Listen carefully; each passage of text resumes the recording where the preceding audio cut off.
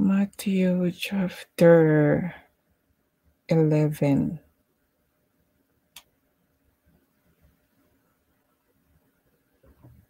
(28:30).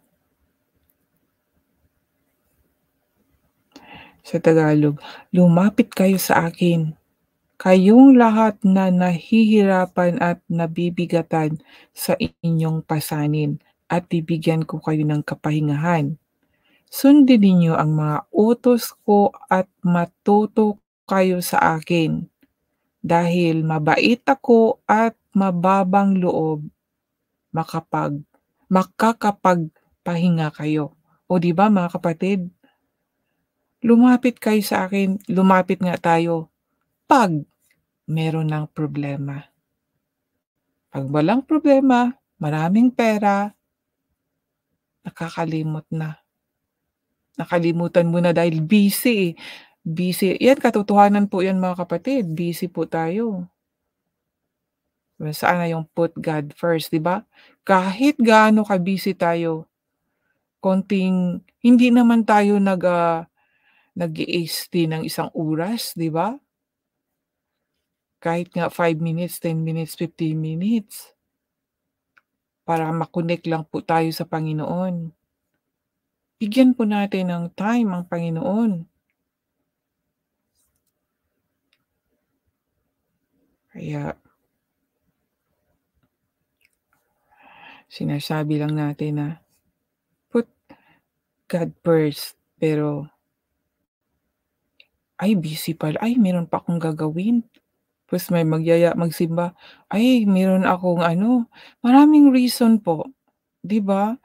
Kahit tayo kung sa atin gagawin 'yun, 'di ba, nagtatampo tayo na wala tayong parang walang halaga, hindi tayo binigyan ng oras. Masabi natin, totoo ba talagang kaibigan 'yan or kaibigan lang sa salita, ano? Lalo na dito sa internet, malalayong lugar tayo, nagkikilala lang tayo dito sa mga sa media, sa friends of friends, hindi hindi totoong kaibigan, pero yun nagkakaroon ng komunikasyon sa pamagitan ng mga chatting.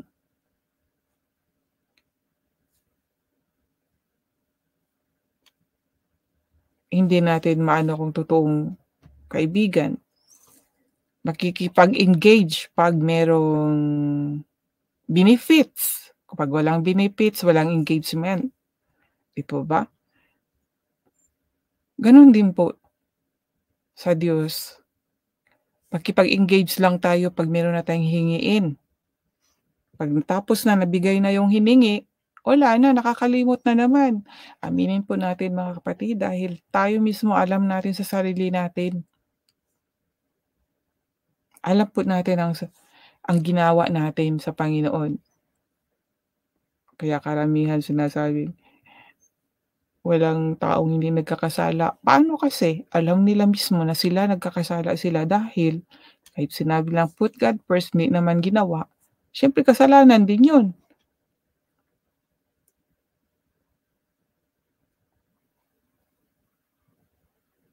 Sinabi dito, "Come unto me,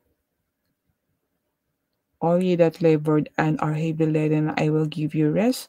Take my yoke upon you, and learn of me, for I am meek and lowly in heart, and you shall find rest unto your souls." Hindi lang po kasi yung lumapit tayo at humingi, meron ding sinabi ang Diyos na, "Sundin ninyo ang mga utos ko." At kung sinabi nating mahal natin ang Diyos tapos walang pagsunod, nagsisinungaling po tayo sa sarili natin at sa Kanya, lalo na sa Kanya, 'no, 'di ba? Maraming nagsabi, I love God," pero hindi naman na sinunod. Ay sinabi po dito sa John